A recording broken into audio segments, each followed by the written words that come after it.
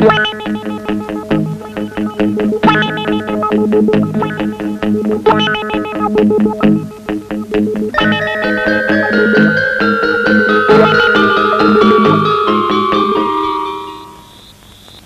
అయిపోతుంది, ఇంకా రారేంటి?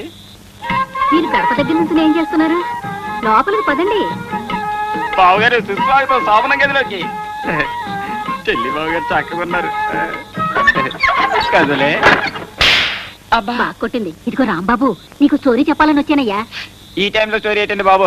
అవతల మా చెల్లి శోభనం జరుగుతుంటేనే. ఇప్పుడే చెప్పాలయ్యా, లేట్ చేస్తే క్లైమాక్స్ మారిపోతుంది. అవునండి, తలుపులకి చెక్కలు ఊడిపోయినా. నువ్వు రద్దు. ఎవరైనా చూసేస్తున్నారు ఏటో. ఏదో స్టోరీ చెప్తానన్నారు కదా, చెప్పండి ఆంటీ గారు. సుజాతని నాకు ఒక అక్క ఉండేదయ్యా. ఆవిడ ఈ ఊళ్ళోను మా బావ బెదవాళ్ళలోనూ ఉద్యోగాలు చేసేవారు. మా బావగారు మా చెల్లెల టైప్ లో అనమాట.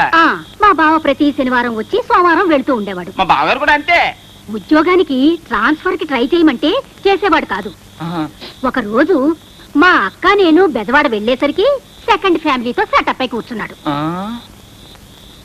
అయ్యి బాబాయ్, లాస్ట్ ఏమైందండి? చాలా పెద్ద గొడవ. మా అక్క మీద మోజు పోయిందంటూ విడాకులు ఇచ్చాడు మా బావ. ఏమండి, మీ అక్కది మా చెల్లెది కూడా సేమ్ స్టోరీ. అయ్యి బాబాయ్, మా చెల్లి జీవితం కూడా అలాగే అయిపోద్దంటారా? మీ చెల్లిని మీ బావని దగ్గర అవ్వకుండా చూసావనుకో, ఆమె మీద మోజు ఎప్పటికీ పోదు. అదెలా సాధ్యం ఆంటీ గారు? ఈవేళ కేబుల్ టీవీలో వింత శోభనం సినిమా చూశానయ్యా. ఓహో. కోరికలతో వేగిపోతున్న హీరోకి యాగుంబో కాకామూషి అనే బిరుగుడు మంది ఇస్తూ ఉంటారు విలన్లు. బాబు, ఆ మందు తెచ్చి మా చెల్లెల జీవితం కాపాడుదురు. అలాగే పదా. అయ్యి బాబాయ్,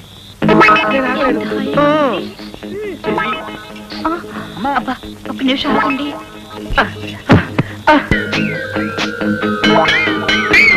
ఏమండి ఏమండి, ముందు పాలు తాగండి, తర్వాత మీ ఇష్టం.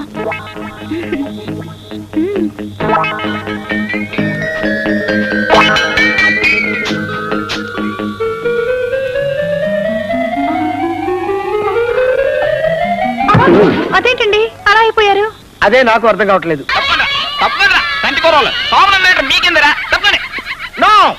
ఇవాళ అటు ఇటు తేలిపోవాల్సిందే. శనివారం వేస్ట్, ఆదివారం వేస్ట్. రే, ఎక్కడ నా వైఫ్? ఎక్కడ నా వైఫ్? ఎక్కడ రే? ఎక్కడ నా వైఫ్? చెప్పరా రే? బాబు, చంటి కూరలో ఏంటి ఆల్రెడీ? ఒకసారి నా మాట ఇంద్రు. ఎన్నో ఎవరు చెప్పినా నేను మాట ఎన్నో. ఎక్కడికి వెళ్ళిందో చెప్పని చెల్లి. చెప్తున్నాను కదండి, మా పెద్దబాబు గారి కొడుకు శంకర్రావు గారికి శోభనం అంటే వెళ్ళిందని. శోభనం? ఏ శోభనం? చెవుడేటండి, చెప్తున్నాను కదా. అరే రే, నీ డైలాగుల్లోనే కనిపిస్తున్న డబుల్ మీనింగ్. నేను నమ్మను. జుట్టు చెరిగిపోయింది, కాటుక కరిగిపోయింది, చీర నలిగిపోయింది. చీల మీద డౌట్ వచ్చేసింది. ఏమండి బాధగుందా? మరి బావగారు ఓర్పిచ్చులో ఏం తినొచ్చారట. ఏంటి లేటు? ఓ సరేరా. శనివారం రాత్రి నుంచి ఒకటే గొడవ అనుకో. ప్యాంటు చొక్క విప్పేస్తుంటే వీధిలో జనం అంతా తలుపులు వేసుకుని సిగ్గుతో తలలో ఉంచుకుంటున్నారు అనుకో. రోడ్డు మీద ఏమిటండి నాలుగు కూపటం? ముందు లోపలికి పదండి, ఎక్కడికి వెళ్ళానో చెప్తాను. అది విని నేను మరింత బాధపడటానికే. అబ్బా,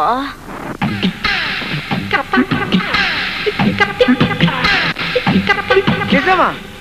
2 ఏళ్ల తర్వాత ఏ ట్రబుల్ గిబులు లేదా? అవును, మీ మీదొట్టు మన ప్రోగ్రాం హిట్. అబ్బా, ఆలస్యం అయితే అయింది. వండర్ఫుల్ ఛాన్స్ దొరికింది. పద లోపలికి. బాబు,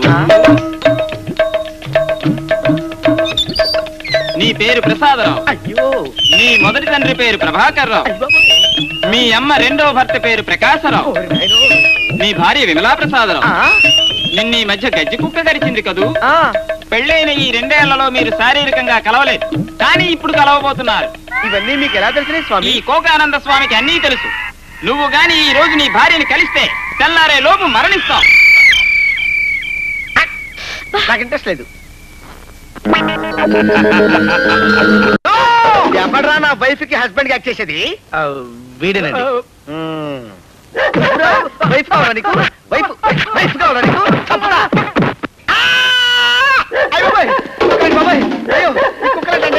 అయ్యి బాబోయ్, ఈ కుక్కండి బాబు, నా పిక్క పట్టేసింది. కుక్క కొంచెం పిచ్చిది, వదల్లా బొడ్డు చుట్టూ ఇంజక్షన్ చేయించుకోవాలి. పెళ్ళై శోభనం కాక నేను చేస్తుంటే మధ్యలో కుక్క కూడా ఒకటి. ఏమిటి, ఇంతవరకు మీకు శోభనం జరగలేదా? లేదు. నువ్వు చేస్తావా? ఏదో. అందుకే నా భర్తగా యాక్ట్ చేయడానికి వచ్చావు? వాడిని మీరు అపార్థం చేసుకుంటారు. విమల మా వాడికి సిస్టర్ లాంటిది. వీడు నాకు బామర్దిలా కనపట్టలేదు. చూడండి ప్రసాదరావు గారు, ఇంతకాలం మీరు మీ భార్యతో సుఖపడకుండా ఎవరు అడ్డుపడుతున్నారో మాకు బాగా తెలుసు. మీరు మాకు కొంచెం కోఆపరేట్ చేశారనుకోండి 3 నెలల్లో మా ఆఫీస్లో మీకు ఉద్యోగం ఇస్తాం. దాంతో మీకు ప్రతి వారం వైజాగ్ వెళ్ళే శ్రమ తప్పుతుంది. చూడండి, సంసార సుఖం లేకుండా ఆ ఫేసు ఎలా వాడిపోయిందో చూడండి. దయచేసి కొంచెం ఆలోచించండి. ఈ ఐడియా ఏదో బాగానే ఉన్నట్టుంది. ఎందుకైనా మంచిది కొంచెం పెట్టి చేస్తాను. నో, ఈ ప్రపోజల్ నేను ఒప్పుకోను. మీ సరైన వరకు నేను పైకి లేవను సార్. కాదంటే మా వాళ్ళంతా ఇక్కడే మరణించి ఆ మర్డర్ కేసు మీ మీద నెట్టేస్తారు. అమ్మో, అంత పని ఎందుకు గాని ఒక కండిషన్ మీద ఒప్పుకుంటా. నేను శనివారం వైజాగ్ నుంచి రాగానే మీరు నన్ను మా ఆవిడ గదిలోకి పంపించాలి. ఎన్ని అవాంతరాలు వచ్చినా సరే. అలాగే. ఒరే సునకరాజు, ఇక్కడ ఎవరూ లేరే.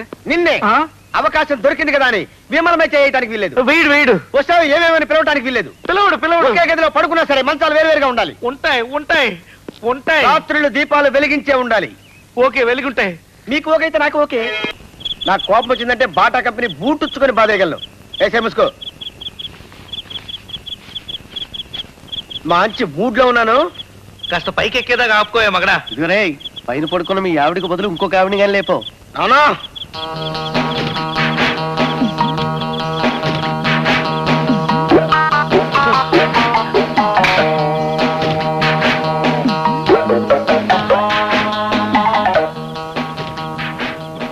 ఎంత బ్యూటిఫుల్ గా నిద్రపోతుంది మా ఆవిడ. యురేఖా!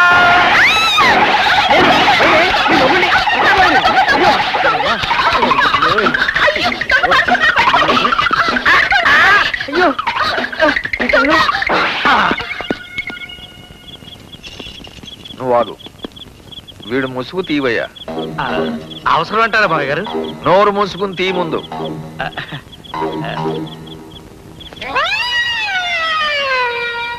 ఓహో, బ్యూటిఫుల్ ఫేస్. ఏ ఊరు నుంచి దిగేవరా? వైజాగ్ నుంచి అండి. లాస్ట్ బస్ రావడం కొంచెం లేట్ అయిందండి. ఓహో, దొంగ పని చేసి ఫస్ట్ బస్కి వెళ్ళిపోదాం అనుకున్నావు. దొంగ పని చేసి మాత్రం కాదండి, మరి ఏదో చెప్పకూడని పని చేసి వెళ్ళిపోదామని. నేను చెయ్యకూడని పని చేస్తున్నాను. ఈ స్టిక్ తీసుకుని ఇంటర్వెల్ లేకుండా బాధే బాధే ముందు.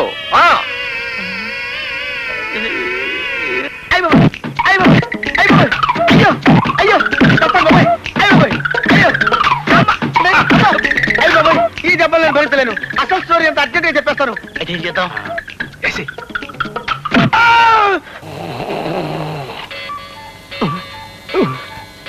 అయ్యి బాబాయ్, టైం అయిపోయింది. నువ్వేందుకు లేపచ్చు కదా సన్యాసి. అబ్బా, కాలు విరిగిపోయింది. ఏమిటా ఇది? దున్నపోతున్నా పడ్డా? కరెక్ట్ గా అన్నారు కానీ 600 తీసుకుని కౌలించుకున్నారు రమ్మని లాక్ కొట్టేసిందండి నా శైలజ. అబ్బా, ప్రతిరోజు మీతో పడలేక చచ్చిపోతున్నాను. లే, చూడండి సార్, వీడు చేసిన పని. నువ్వు చేసిన పని కూడా ఏం బాగాలేదు. అర్జెంట్ గా 600 ఇచ్చేయి. నేను 600 తీసుకున్నానా? అవును. వీళ్ళతో చస్తున్నాను. నువ్వేంటి ఇక్కడికి వచ్చావు? నువ్వు చేసిన ఏదో పనికి ఎక్కడున్నా రావాలరా. ఏమండి, ఈ ఎదవ ఏం చేశాడో తెలుసా? ఏం చేశాడు? రాత్రంతా నా పక్కలో పడుకొని నాకు ఇవ్వాల్సింది పోయి నా పర్స కొట్టేశాడు. అదేంటండి అలా షాక్ అయ్యారు? మీ పర్సు కూడా కొట్టేశాడా? సీ ఏంటండి, మా సొంతం ఒకటే తిట్లు. నిన్ను మర్యాదగా నా డబ్బు కక్కు, లేకపోతే మీ ఓనర్ చెప్పేస్తాను. మీ ఓనర్ ఎవరా? నేనే. మీరా? అయితే వినండి, రాత్రంతా నా పక్కలో పడుకొని సెక్సీ మిక్సీ పనులు చేస్తూ మీ అందరి గురించి ఎంత బ్యాడ్ గా చెప్తున్నాడు తెలుసా అండి? ఈ సాల్మన్ రాజు ఈ ఫైల్ మీద చిన్న సంతకం పెట్టేస్తే నేను బాస్ కి వచ్చేస్తానండి. ఎదవలా చూస్తుందట. బాబోయ్, గడిసేలా ఉన్నాడు కానీ ఈ పాటి చాలా మందిని పాడు చేసి ఉండేవాడట.